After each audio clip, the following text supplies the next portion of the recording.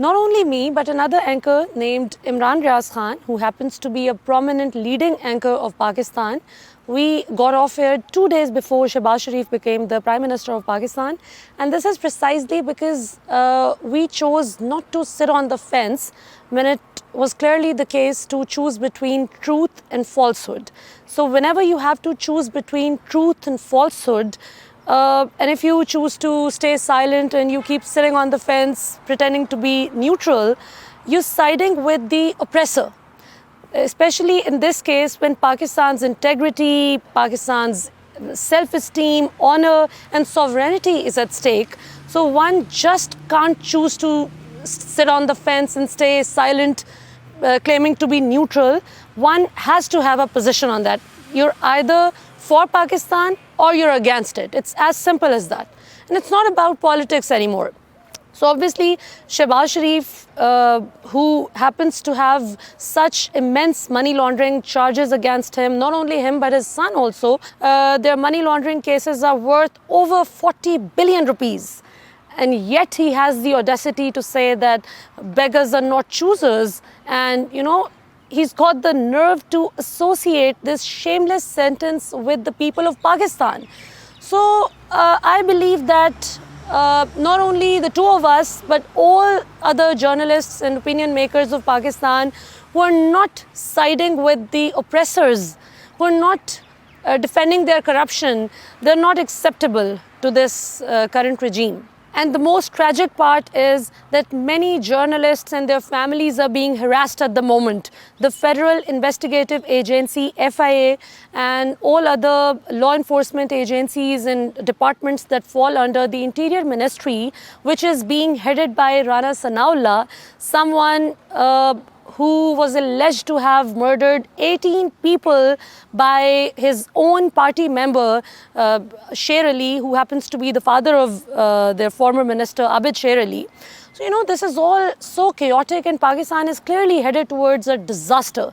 So all those journalists and analysts who are trying to save Pakistan at the moment, it's not about Imran Khan.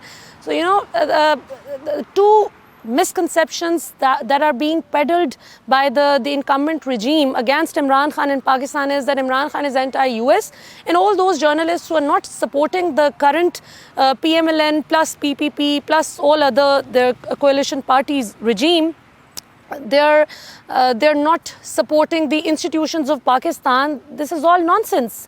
We have been defending the aforementioned journalists, including myself. We've been the strongest proponents of Pakistan Army and our law enforcement agencies. And I've been representing Pakistan on international media, including Indian media. I've participated in several Indian talk shows where the topic under discussion used to be Pakistan Army, Pakistan's strategic policy, Pakistan's defense policy, Pakistan's foreign policy, Kashmir. So, the very people who've been attacking Pakistan Army for the longest time, how can they have the audacity, or how do they have the nerve to criticize us who've been defending Pakistan and the institutions of Pakistan?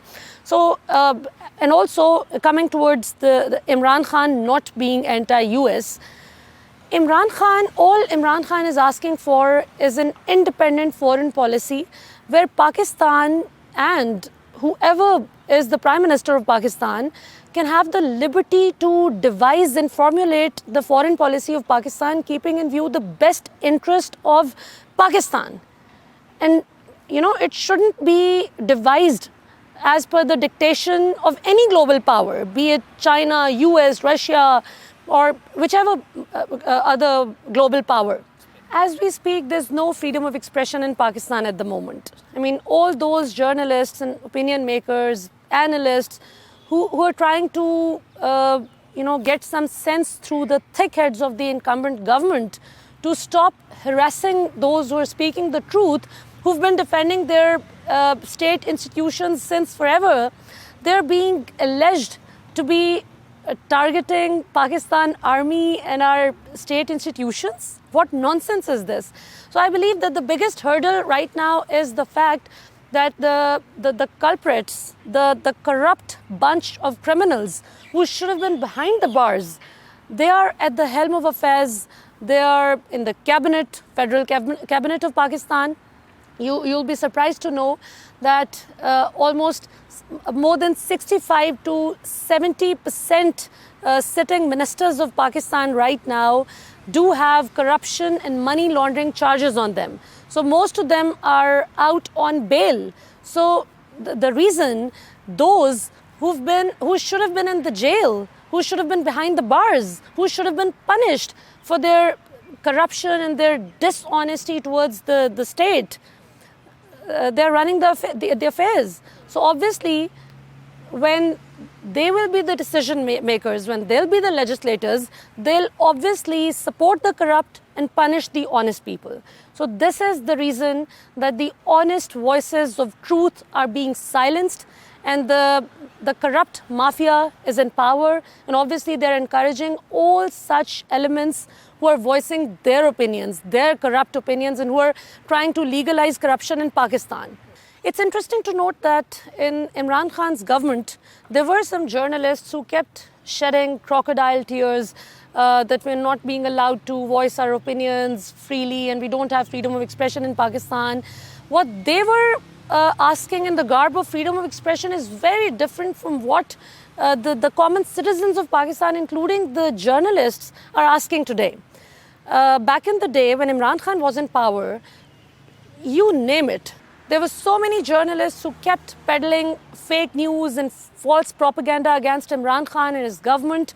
And when they were countered, when they were cross-checked, when they were fact-checked, to be exact, they started crying that we're not being allowed to freely express ourselves. So there's this difference between having the liberty to run fake news and false propaganda and express yourself and exercise your fundamental right to have your opinion on certain issues and things. And obviously, under no circumstances, anybody in any part of the world should be allowed to target and attack their own state institutions. So this is what the incumbent PMLN government has been doing all this while when they were in the opposition, when they were on the opposition benches. They were attacking Pakistan military, they were attacking all the state institutions, so much so that Maryam Nawaz, the convict who's been on bail for over 2 years now, over the excuse of looking after her father, who's been in London for over 2 years. So this is also a very ironic fact that such a woman has been freely maligning Pakistan army, she's been freely attacking Pakistan military officers, and now she's lecturing those who've been safeguarding and protecting Pakistan army's honor, integrity and narrative, the common citizens of Pakistan, the 220 million people who've been so hurt by her blatant attacks on Pakistan military. She's lecturing the common citizens of Pakistan to be, patriots. So this is something that obviously I believe that this is more of a circus. You see, this has always been the stated policy of Pakistan, and it should be like this, that no state institution should be targeted or attacked by anyone. But that's the thing, that on one hand, PEMRA instructs the TV channels to not have any of such malicious campaigns running on their channels or their TV programs where the integrity of Pakistan is hurt. Obviously, when you hurt and attack any of the state institutions of Pakistan, you directly hurt Pakistan. So that's right. That's PEMRA's fundamental right, and it should be like this. They should have the liberty to exercise this right of theirs. But on the other hand, I don't understand as to under which law Maryam Nawaz, a convict on bail, freely attacks Pakistan military, and now she is being given state-level coverage. The PTV, Pakistan Television Channel, the state-owned channel of Pakistan, I don't know, and I fail to understand as to under which law she is being exclusively covered by PTV, a Pakistan State Television Channel. So I'm glad that PEMRA has set such strict principles for the rest of the citizens of Pakistan, which is right. I fully endorse PEMRA's statement. But on the other hand, this rule should be all the more applicable on the convicts, including Maryam Nawaz, who is attacking Pakistan military like anything. And also, last but not the least, PEMRA should be questioned by the common citizens of Pakistan as to why a convict, why a criminal on bail is being given state-level coverage by the state-owned television channel of Pakistan. So this is something that PEMRA should be worried about rather than something which is not even being done. I mean, I haven't really seen any television channel run any of such propaganda-driven television programs which would hurt Pakistan's national interest. So what's actually hurting Pakistan's national interest is the fact that Maryam Nawaz is attacking Pakistan military and rest of the state institutions. And the most ironic part is that Maryam Nawaz, along with her goons, attacked National Accountability Bureau building in Lahore when she was asked to justify her wealth, which was definitely not in sync with her means of income. So this is something that our state institutions should be more worried about. Every citizen of Pakistan should be mindful of the fact that with their words or actions, Pakistan's national interest should not be hurt. But at the same time, the convicts and criminals are roaming around freely, and especially the convicts and criminals who are at the helm of affairs, the father and son duo, Shehbaz Sharif and Hamza Shehbaz, who were going to be indicted the day they were chosen to be the selected leaders of Pakistan, this imported government. So the state should be more worried about what they are up to rather than what the common citizens of Pakistan are thinking about.